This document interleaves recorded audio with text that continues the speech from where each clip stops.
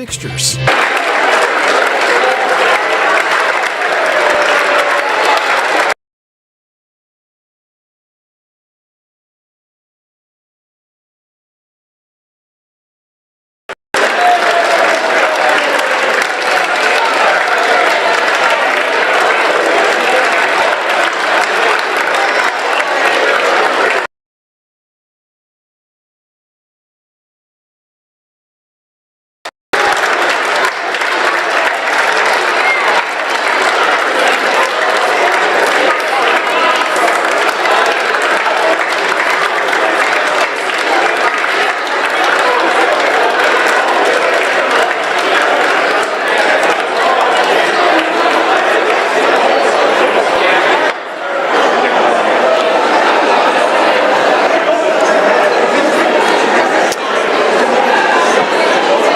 Welcome, Senators.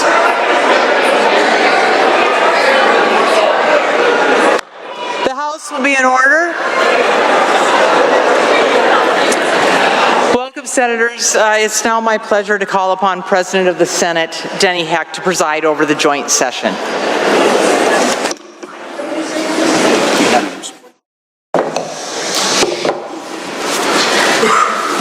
These chambers are pretty rowdy separately. Together, they're almost insufferable.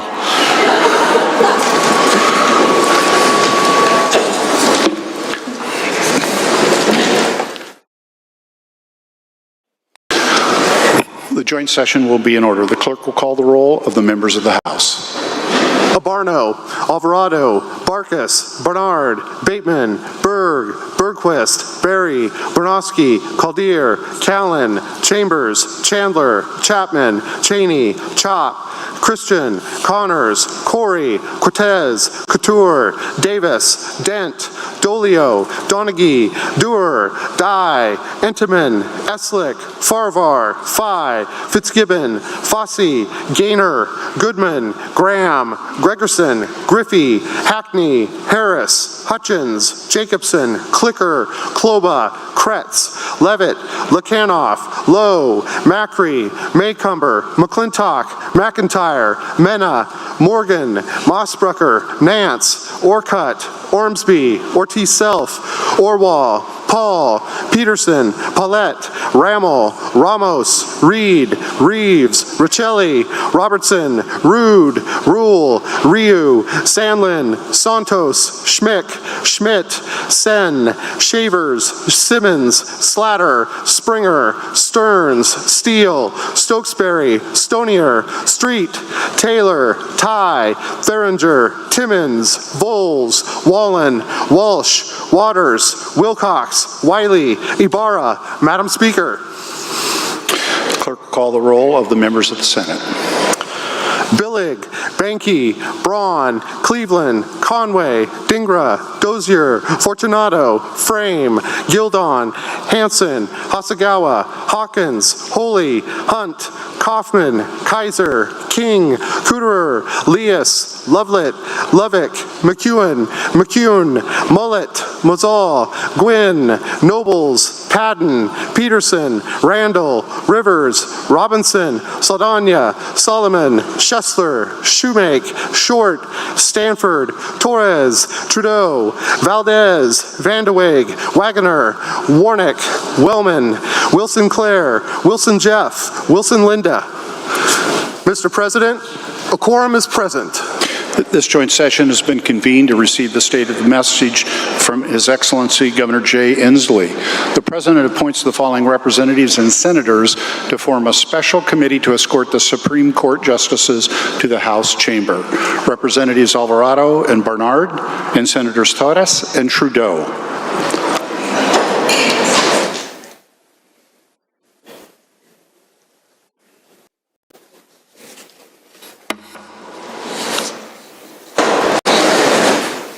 The President appoints a special committee to escort the statewide elected officials to the House chamber.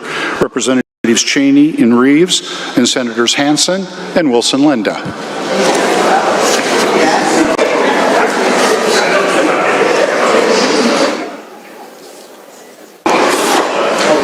The President appoints a special committee to advise His Excellency Governor Jay Inslee that the joint session has assembled and to escort him from his chambers to the House chambers. Representatives Connors and Fitzgibbon and Senators Kaufman and Fortunato.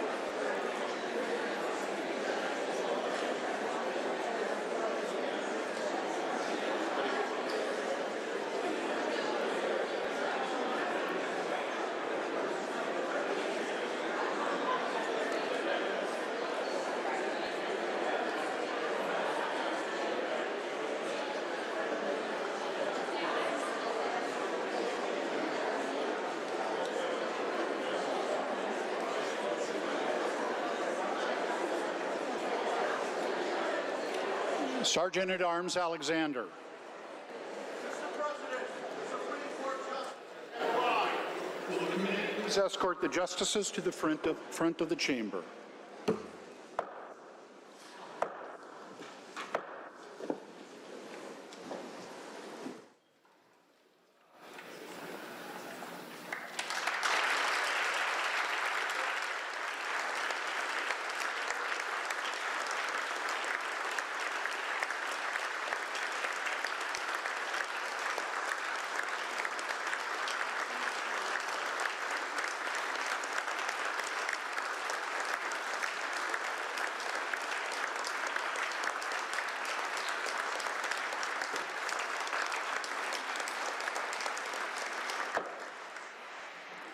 The President is exceedingly pleased to present the justices of the Supreme Court who are present here today.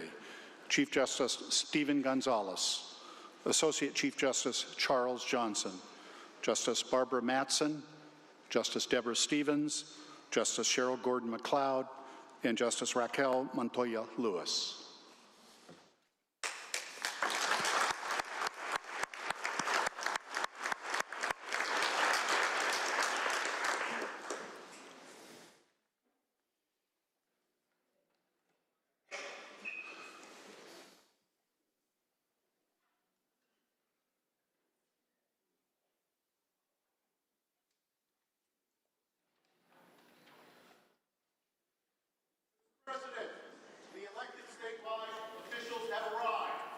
Will the committee please escort the statewide elected officials to the front of the chamber?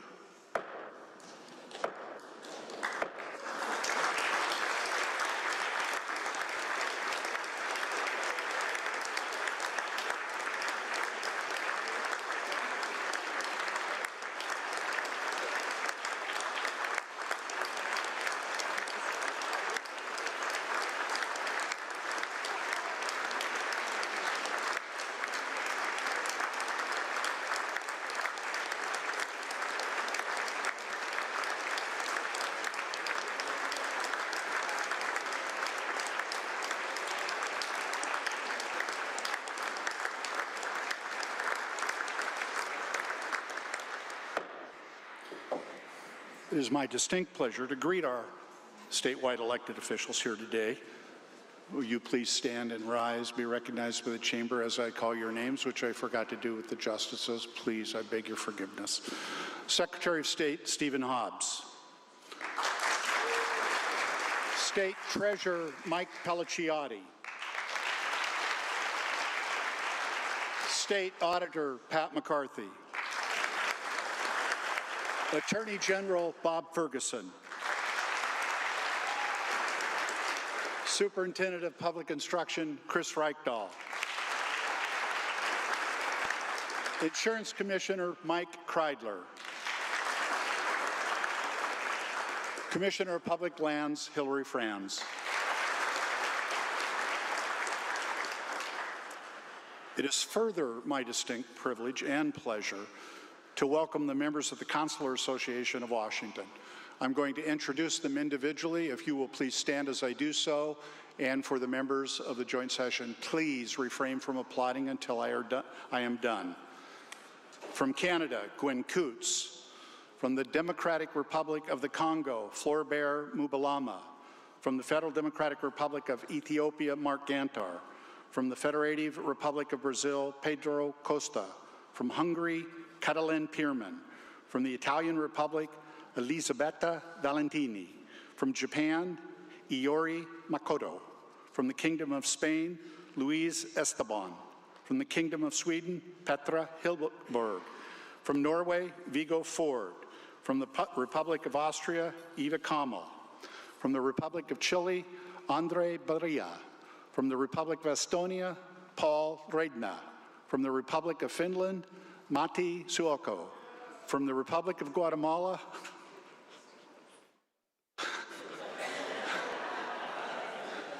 every year, Senator Leas. From the Republic of Guatemala, Carlos Jose Arroyave Pereira. From the Republic of Ireland, Bernard Hensey. From the Republic of Korea, So Unji. From the Republic of Peru, Miguel Velasquez. From the Republic of Poland, Teresa Indelac Davis. From the Swiss Confederation, Philippe Godshell. From the Taipei Economic and Cultural Center, Daniel Chin. From Ukraine, Valery Goloborodko. From the United Kingdom,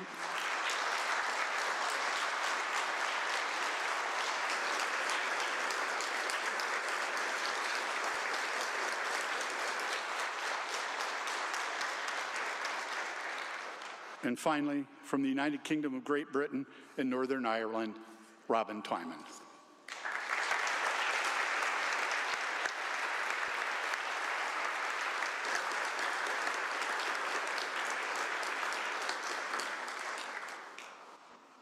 The President also has the distinct honor to acknowledge a few people in attendance in the gallery. First and foremost, it is my pleasure to acknowledge and recognize the First Lady of the State of Washington, Trudy Inslee.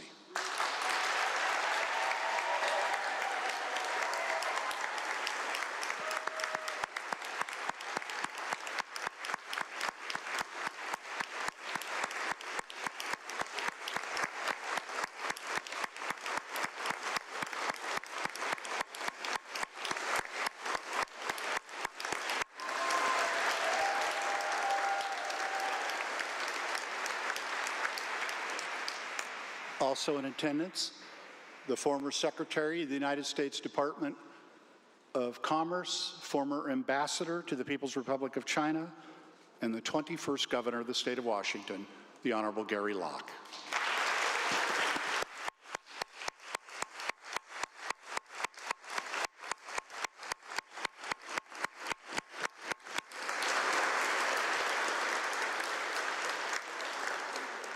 The Swinomish Indian Tribal Community Chair, Steve Edwards.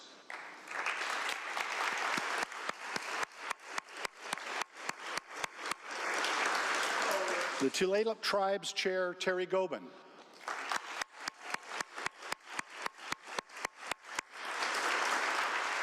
Tulalip Tribes Vice Chair, Misty Napiahi.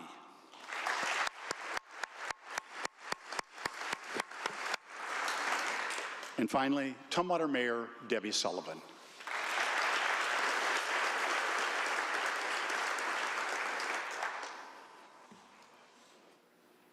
Sergeant at Arms Alexander. His Excellency Governor Jay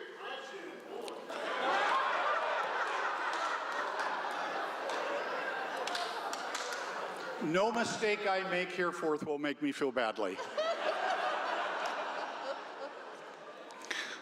President, His Excellency Governor Jay Inslee. Will the committee please escort Governor Inslee to a place on the rostrum?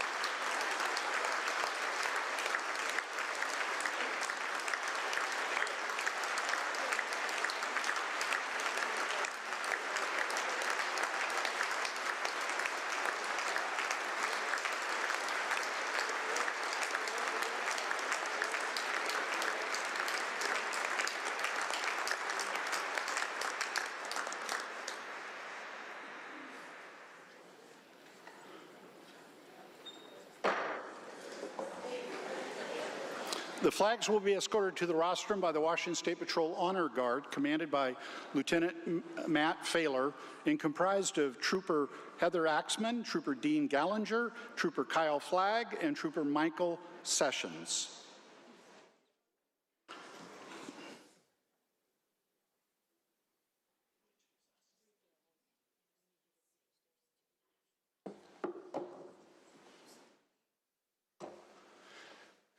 And shortly thereafter, performing our national anthem will be Bobby Ray and Rose McCarthy from Kitsap County.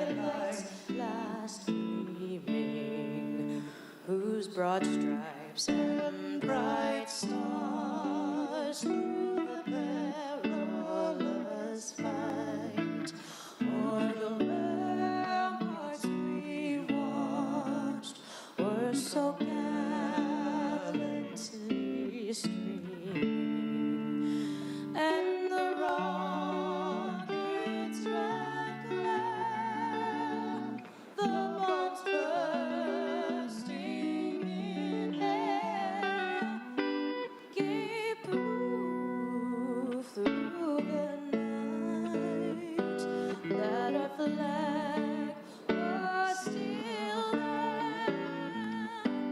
Oh, say does that star-spangled banner yet wave o'er the land of the free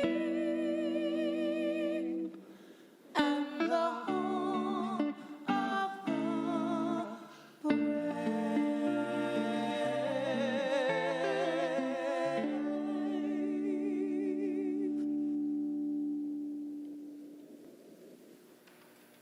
Please join me in the Pledge of Allegiance.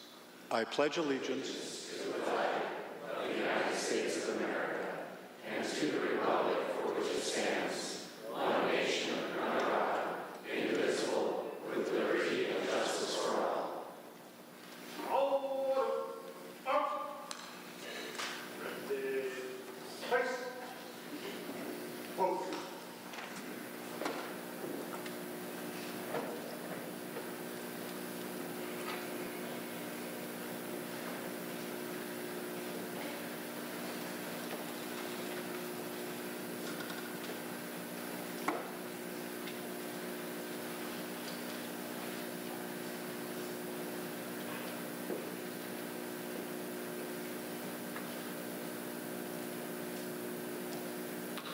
The prayer will be offered today by the Reverend D. Eisenhower of Eagle Harbor Congregational Church on Bainbridge Island.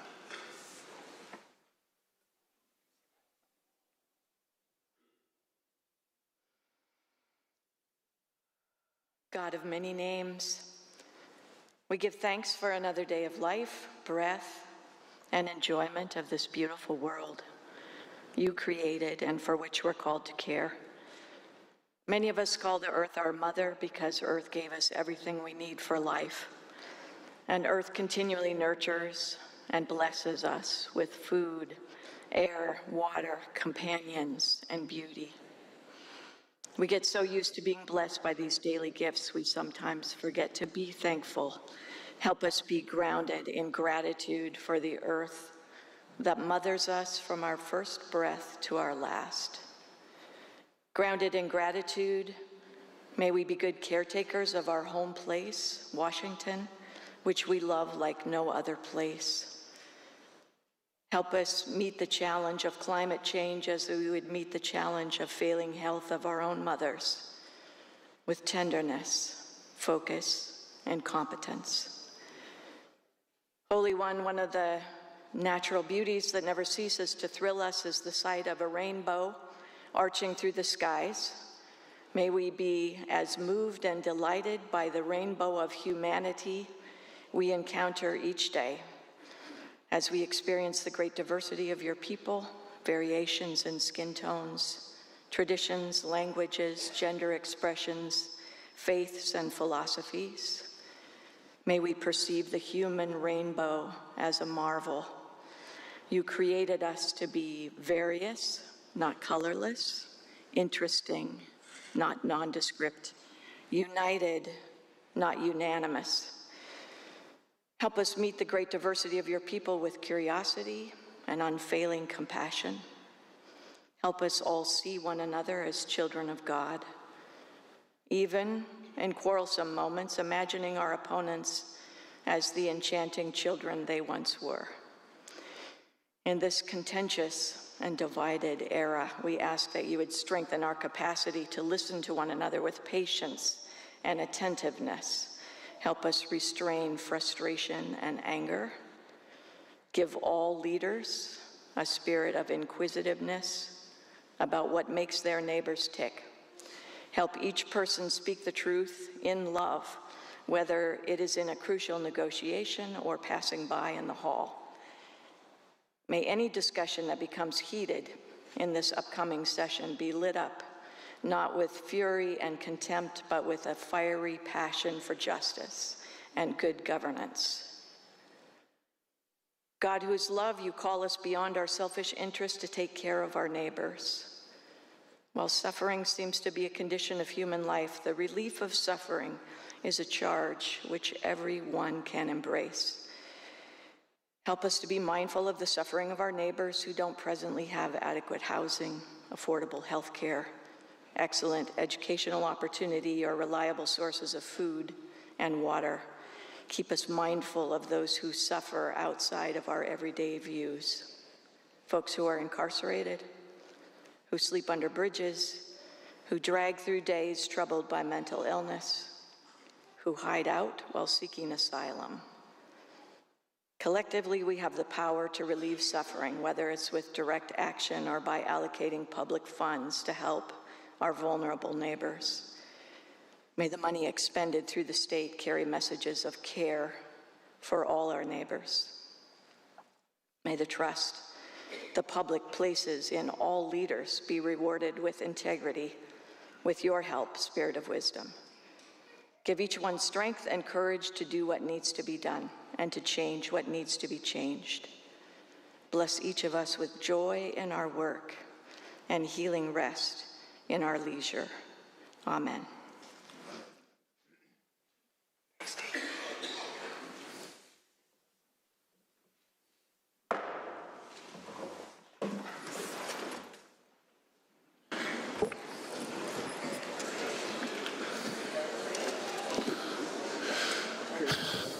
It is now my pleasure to introduce the Honorable Jay Inslee, Governor of the State of Washington.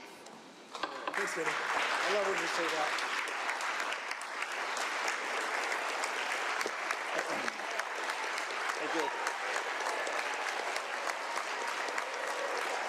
Thank you. Thank you. Thank you. Thank you.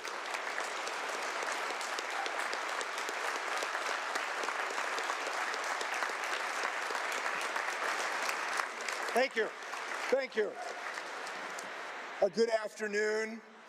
I'd like to start this afternoon by thanking Reverend Dee Eisenhower for her inspiring invocation. You always inspire me, Dee. Thank you for your leadership. Shayla Rose McCarthy and Bobby Ray. Wasn't that wonderful harmony? Let's bring some harmony to this discussion. I just loved it. And for the University of Washington Huskies, who gave us an incredible season. That was an amazing season.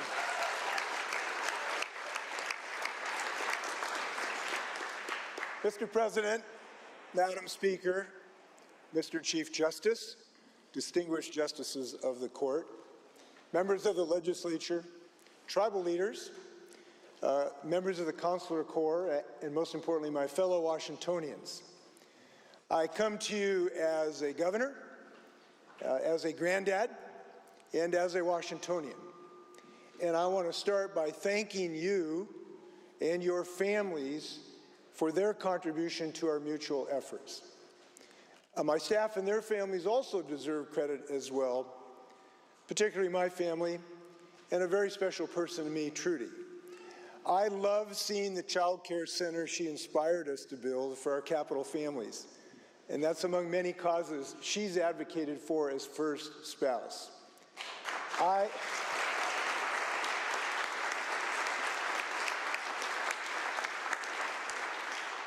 This isn't in the script, but I want to share a little secret with you.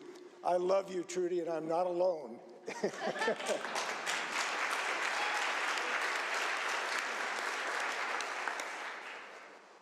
So let's cut to the chase.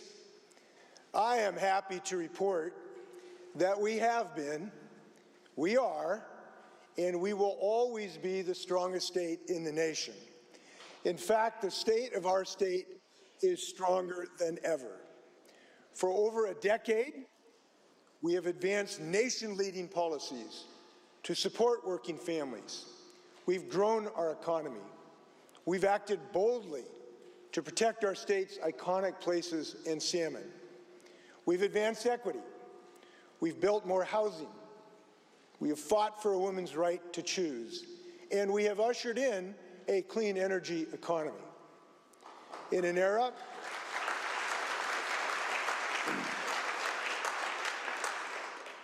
it is fair to say that in an era of tremendous change, Washington has emerged as a beacon of progress for this nation.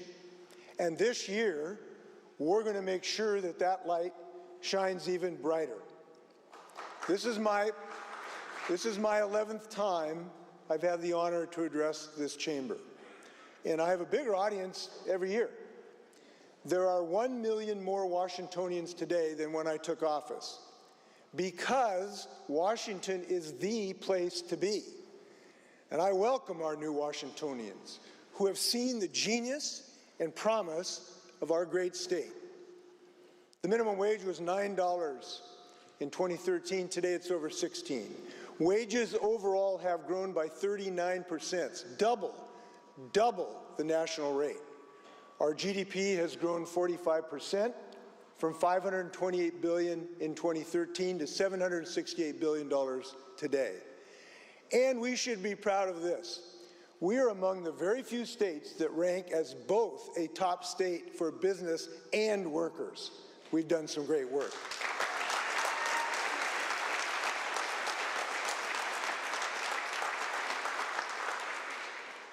Now, as we contemplate this next year and the work ahead, I think back to my dad, Frank Inslee, who coached track at South High School. He told his runners to imagine the finish line was actually 10 yards beyond the tape. He wanted to make sure that his runners wouldn't let up before the race was over. My dad always said, and this sticks with me, fellas, run through the tape. We are going to run through the tape this year. And just as I know you'll give this state your best work, I'll give it mine. So this is not a farewell speech. These are not famous last words. I'm not riding into the sunset. Winston Churchill said, "This is not time for ease and comfort. It is time to dare and endure." So we will not relent to our greatest challenges. We will not go backwards. This is both the evergreen state and it is the ever forward state, and we should be proud of that. We're going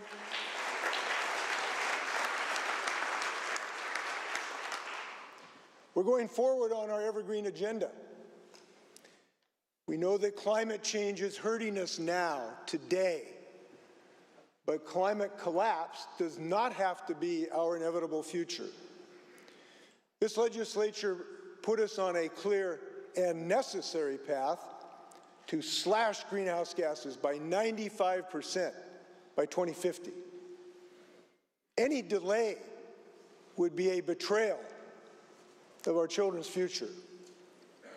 We are now on the razor's edge between promise and peril. We know this when historic floods gut homes that have stood for generations, or when wildfires force the evacuation of entire towns, like Medical Lake last year in Malden before that. And the need for climate action is felt daily for Washingtonians living with pollution. There are neighborhoods today in our state where people are dying 2.5 years younger on average because of pollution. This pollution is harmful to the lives of Washingtonians. In communities like Everett, Wenatchee, Mattawa, Spokane, Tri-Cities, the Yakima Valley, Shoreline, South King County, and Tacoma. There are neighborhoods in these communities where people are forced to live sicker and die younger because of this pollution. We have made a solemn oath to our children and their children, and in that noble mission, we will neither flag nor fail. We will go on to give them the grandest of blessings, a healthy Washington. We will not take rank with the defeatists who live in the gray twilight of pessimism. We will stay the course, and we will win.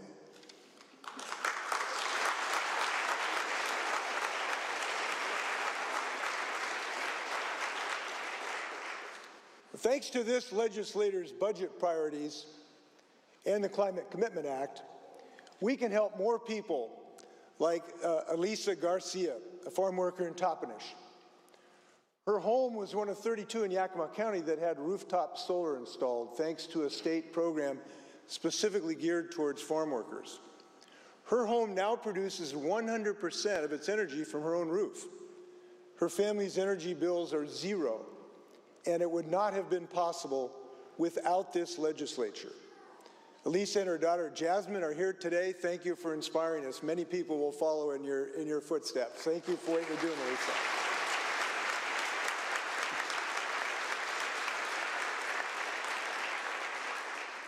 You're going to hear many more stories this year like this and beyond about how our climate policies are making life better for Washington families. The Climate Commitment Act is letting us invest in work that reduces pollution and creates good-paying jobs. It's funding electric school buses, 8 million free transit rides for youth and counting, filtration systems in schools so students can breathe when there's wildfire smoke outside, and public chargers for electric vehicles. I think it's important to note, this is money going right back to Washington families. It's not going off to Houston or other oil hubs with the oil industry's record $200 billion in profits in 2022. And now we have more that we can give back to our communities. I'm proposing a $200 utility bill credit for 1 out of every 3 households in Washington. That's nearly 2 million low and moderate income Washingtonians. We will help thousands more families install energy-efficient heat pumps that cut emissions and energy bills. And this law makes it easier to invest in our infrastructure, including hybrid electric ferries and safer bike and pedestrian routes. From sustainable aviation fuels and EV battery manufacturing in Moses Lake to electric buses in Ferndale, we're attracting and creating thousands of good-paying jobs in clean energy and clean technology. And we're training the folks who worked at places like TransAlta for jobs in this new clean energy economy. And I gotta tell you, these jobs are coming on so quickly. The new Pacific Northwest Federal Hydrogen Hub could create 8,000 jobs alone for the production and distribution of green hydrogen to reduce pollution. Now here's something else about the fossil fuel industry. For decades, we've been subjected to the roller coaster of gas prices. We're going to do something about price transparency in Washington State this session. The oil and gas industry's books are closed to the public. It's time for transparency and accountability, and I look forward to that. I believe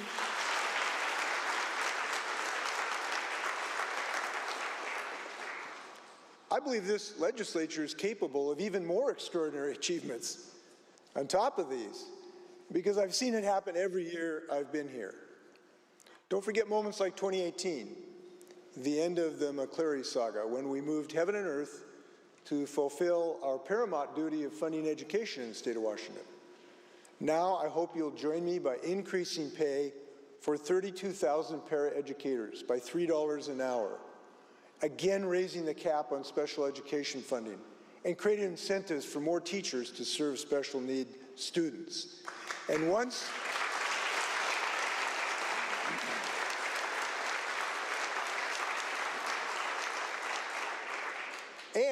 students have graduated, they now have more pathways to success than ever. This legislature has created the most generous college financial aid program in the country. But college is not the only pathway to success, which is why we've also greatly increased support for apprenticeships. Brian Orihuela of Auburn was going to be an engineer, but then he was in a traumatic car accident, followed by really high medical bills, and he had to leave college. Fortunately, he got connected to Computing for All's pre-apprenticeship program, which is this legislature's designed to help support the Career Connect Washington grants. Now he's a developer at a mental health app, and Brian's here today. You got a bright future, Brian. Thanks for allowing us to tell your story. I appreciate that, Brian. Thank you. Thank you.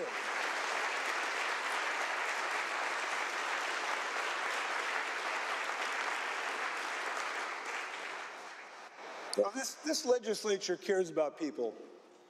I know that because what you've done.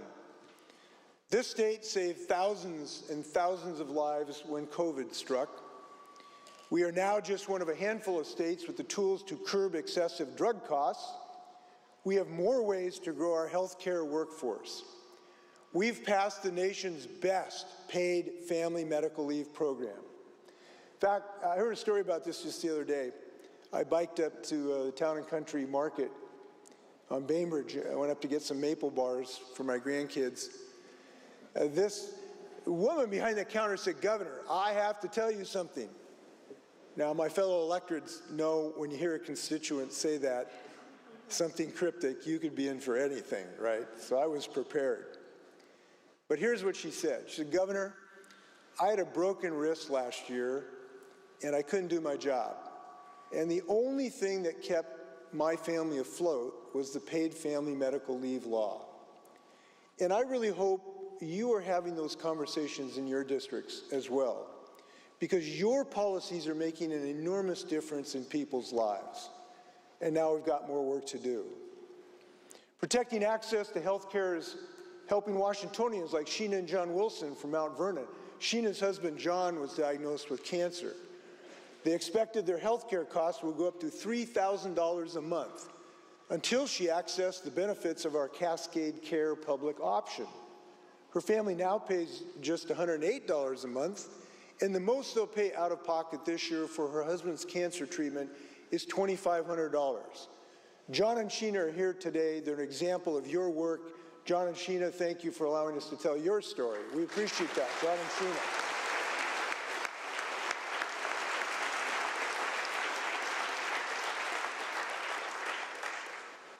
Our policies change lives when they're focused on the people we're here to serve. We give people the chance to succeed. People-focused policies are also how we're addressing homelessness. Some think we can just wave a wand and those living in homelessness will simply disappear. But this is the real world, and we have an honest solution. Build more housing, connect people to the right services, and they'll have a chance to succeed. This time last year, a woman named Star Draper found herself in a right-of-way encampment at 1st Avenue and Michigan Street in Seattle. We know that no one can live in danger and expect their conditions to improve. No one can be swept from one dark corner to another and expect life to get better. We must lift people up and give them the tools, the services, and the power of community necessary to get life back on track. State and local collaboration got Star on her journey to wellness. And she said of this program, quote, "It renewed my trust." Now, Star's got work, she's got a safe private place to live, and she's here today. Congratulations, Star. Where are you up there? There's Star.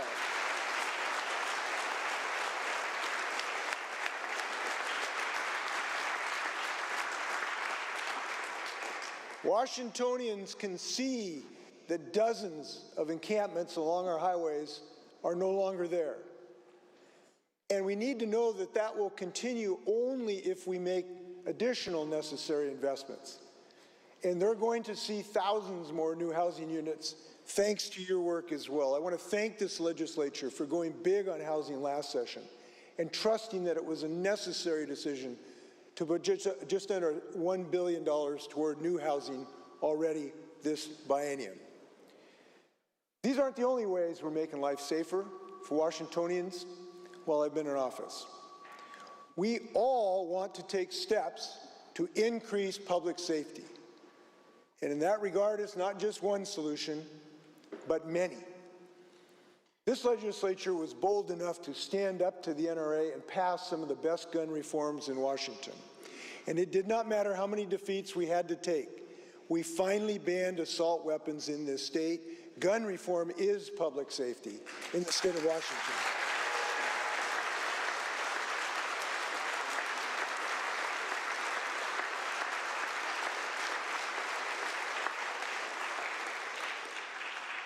Washington State also needs more police officers, and that's what this budget, I hope, will do. My budget funds more state troopers and forensic scientists, an organized retail theft task force, thanks to the idea from our Attorney General, and more funding for drug trafficking investigations. We are removing barriers to careers in policing by establishing training centers all over the state, where more recruits are getting some of the best training in the country, including, importantly, de-escalation training. We're joined today by the Pasco Police Department's own Claudia Fuentes. Claudia would not be a police officer today if this legislature had not invested in more criminal justice training centers like in Pasco.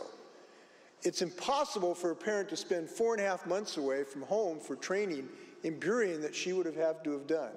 But because we invested in these training centers, Officer Fuentes got to go home from the academy, and because of that resource, the people of Pasco are safer. Thank you, Claudia, what you're doing. Congratulations on your career.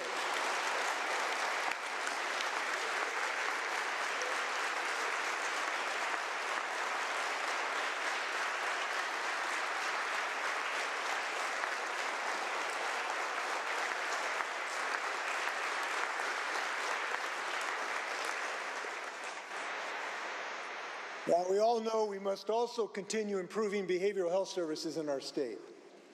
I recently met someone whose family was devastated by fentanyl. They called it the nuclear weapon of drugs. We proposed $64 million in new spending to fight against opioids and fentanyl. We're going to invest in education, community health hubs, overdose prevention, treatment access, and recovery supports. We're going to support people with stories like Holly Edwards. Holly's a member of the Swinomish tribe whose life languished in addiction to meth and heroin before she got help at local resource centers. Holly got her life back, and she's now herself a recovery counselor helping people on the same journey at the Swinomish Wellness Center in Anacortes.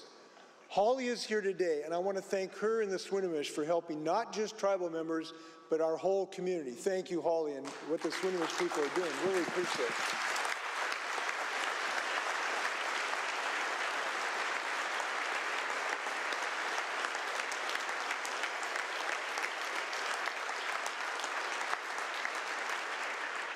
This legislature works wonders when it embraces ambition. We've passed the two biggest transportation funding packages in state history during my time in office, Connecting Washington and Move Ahead Washington. Yet we know we still face questions about how to meet our ambitions. Now, I don't expect we're going to have all the answers to that this year, but there are things we can do in the next 60 days, including helping our ferry system. We're already investing in cleaner, more efficient ferries, and I've directed the state ferries to look for any way they can to expedite boat construction. But we also must do everything we can to increase staffing. I've proposed several things to help us do that. I hope you'll pass those measures as well. We need it in the state of Washington. Now, we've pursued some of the most transformative policies in the nation while I've been in this position. For example, I'm proud the leaders of our state are under no illusion that social justice issues were somehow settled 60 years ago with the passage of the Civil Rights Act. We will continue advancing social justice, and we have made equity a part of everything we do in state government, with environmental justice policies.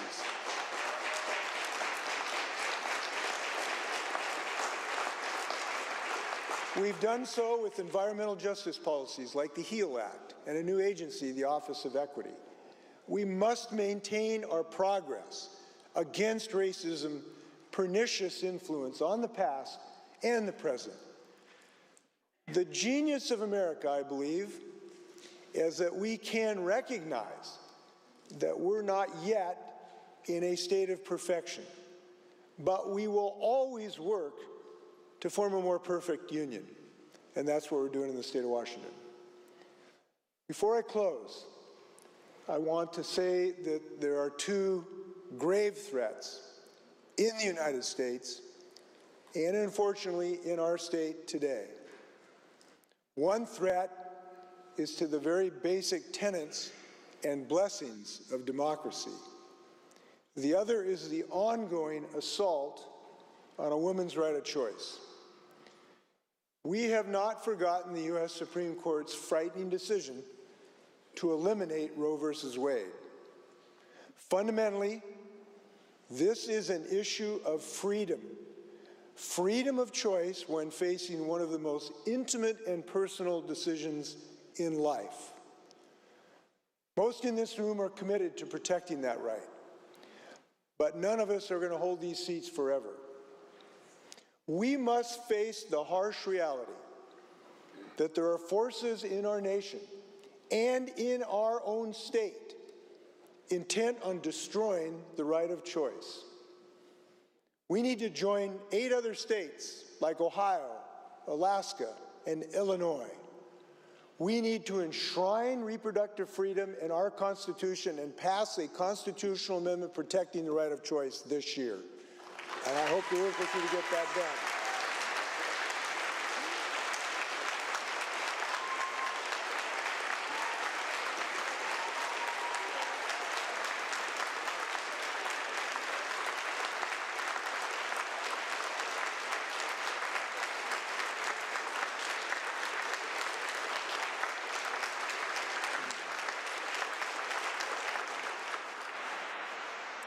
I'd like to share with you why I'm so optimistic about this session. If I've learned anything with each subsequent legislative session, it's that Washingtonians are always capable of doing more than others thought we could. When I took office, we had audacious goals that defied the odds, that have become reality. I had confidence we could tackle these challenges because I've always believed in the unique talent and ambitions of Washingtonians.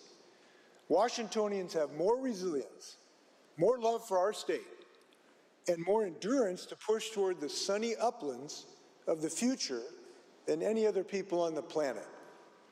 The next 2 months, we are going to make this state better at mental health, safer against opioids, more supportive for educators and students, and more committed to our climate action.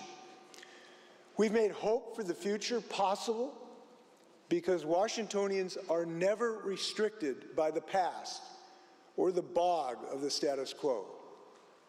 Inevitably, we will always be called upon to do more for the people of Washington. And no matter the challenge, we will always do more than we thought possible. It is our honor to be Washingtonians. It is our privilege to do this work, and it is our destiny to succeed. Run through the tape. Thank you. Good luck to us all. I'm with Chase. Thank you.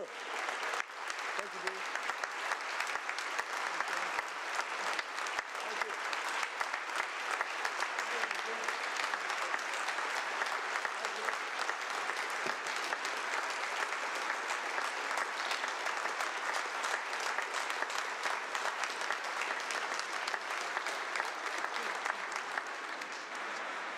Thank you, Governor Inslee, very much. Will the committee come forward and escort Governor Inslee from the House chamber, Representatives Connors and Fitzgibbon, and Senators Fortunato and Kaufman?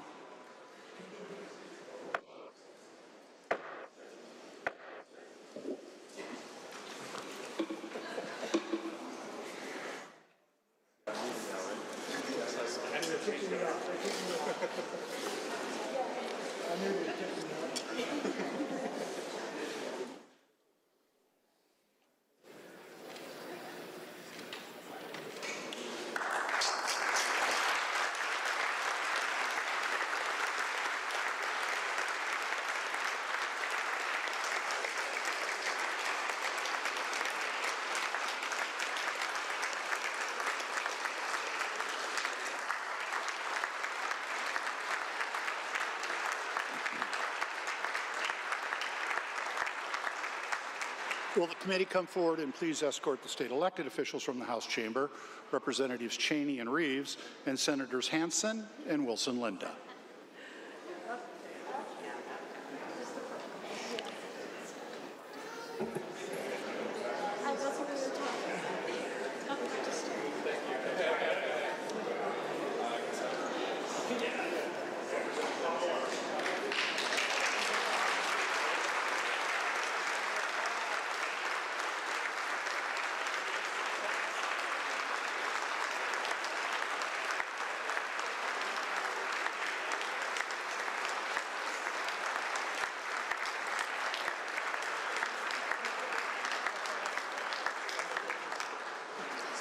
Will the committee come forward and please escort the Supreme Court justices from the House chamber, Representatives Alvarado and Bernard, and Senators Torres and Trudeau.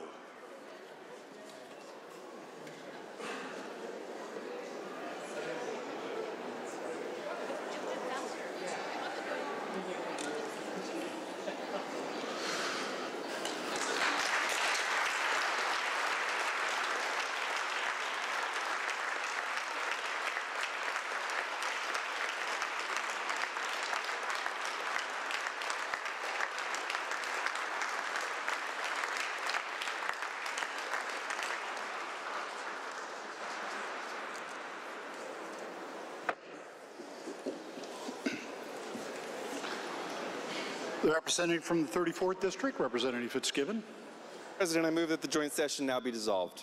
It has been moved and seconded that the joint session now be dissolved. As many are in favor, will signify by saying aye. Aye. Opposed, no. The ayes have it. The motion is carried.